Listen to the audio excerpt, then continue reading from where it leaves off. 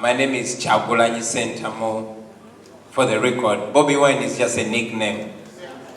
Many times I go back to the time when I adopted the name Bobi Wine, because Bobi comes from Robert. Robert is my Christian name. I honestly up to now don't know what Robert means, but that's my name. And it changed from Robert to Bob. Well, I knew that Bob and Robert were the same, but Bob was fancier, because when I was growing up, after learning that Robert means Bob, I chose Bob because Bob Marley was Robert as well. That name I got from my mother.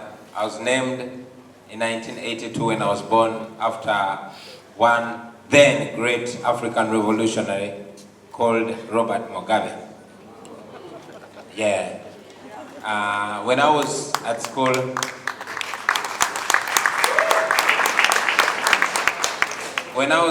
starting music, it was more or less a culture for everybody to have a nickname.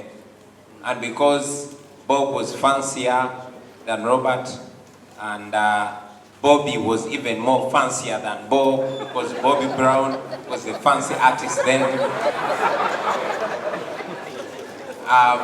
I opted for Bobi. I only added the wine because I believed that I was getting better with age, and therefore I ended up being called Bobi.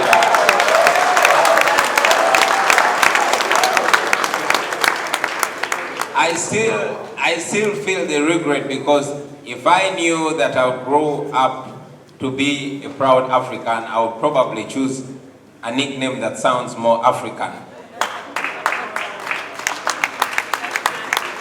Ladies and gentlemen, it's my first time to come to Nigeria.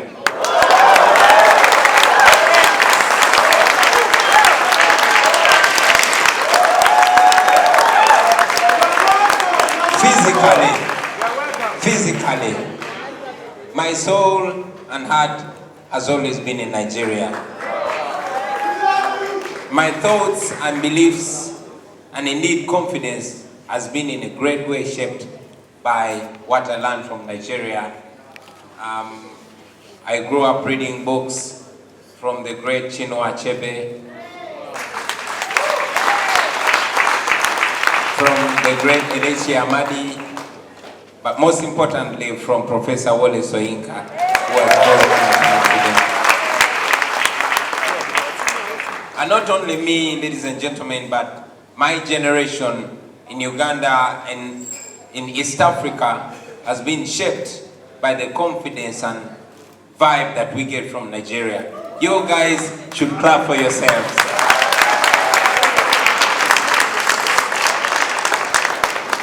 Nigerians have always given us confidence. And if I was speaking to you back in the day before these borders were drawn in our beautiful continent, I would be confident enough to claim that I'm a Nigerian too. That said, ladies and gentlemen, I could not be prouder for the reason that brings me to Nigeria. We are here to celebrate the life and times of a great African son, Felabration. Ladies and gentlemen, I probably would have come to Nigeria as an artist or as an activist for any other reason, but to see that we are here to celebrate a man that touched me personally, and I believe touched thousands, if not millions of Africans, is a great thing. Fela Kuti was not known to me in my initial time. Like any other African youth delving into art, yeah, I was greatly inspired by the South African music, especially in the times before South Africa was finally free. Those struggle songs of Chico, of Yvonne Chaka Chaka, of Lucky Dube, and all those revolutionary artists. But there's this one other guy from Nigeria that I got to learn about differently. For starters, I come from the ghetto. I come from the biggest slum in Kampala, Uganda, called Kamocha. Although I had the rare opportunity, unlike many of the people that I grew up with, to go to school and get a basic education, I was another common artist. And indeed, when I became an artist, like many other artists, my desire was to sing about the fancy things. So my music started out as, building ghetto confidence. This ghetto is bigger than that ghetto. Oh, we're stronger, we can win that group in a fight. Oh, we are singing about the booty of the girls, and we're singing about the parties and so on and so forth. And as we grew up, we noticed, or I personally noticed, that indeed we were teachers, we were influencers. I noticed that so many young men and women were influenced in fancy life, into alcohol, into hard drugs, and many other things. It was influence. It came to a time when corporate companies were indeed paying us to just pose with their drinks, because that is the kind of influence we had with the youth. If I posed with the Guinness or with the Nile special beer, the company would be sure that the generation is going to, consume that. And that was the case. We were teachers, very busy teaching our generation nonsense.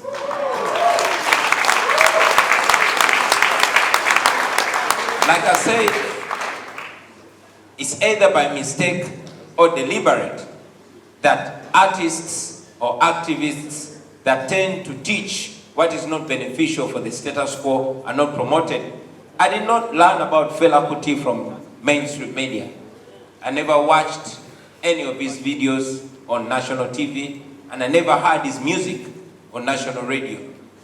It is just a friend that told me about Fela Kuti, and when I went on researching about him, it blew my mind, ladies and gentlemen.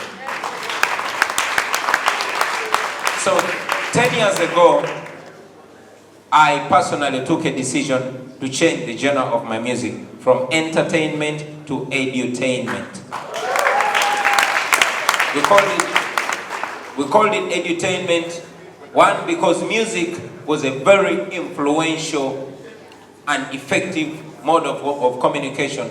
But most importantly, we knew that that was the easiest way to send messages to those people that, one, did not get the rare opportunity of going to school. And even those that went to school, ladies and gentlemen, I don't know how it is here, but back home and in many parts of Africa that I've gone to, education is not a very entertaining thing. And many young men and women are actually forced to learn the things they learn at school.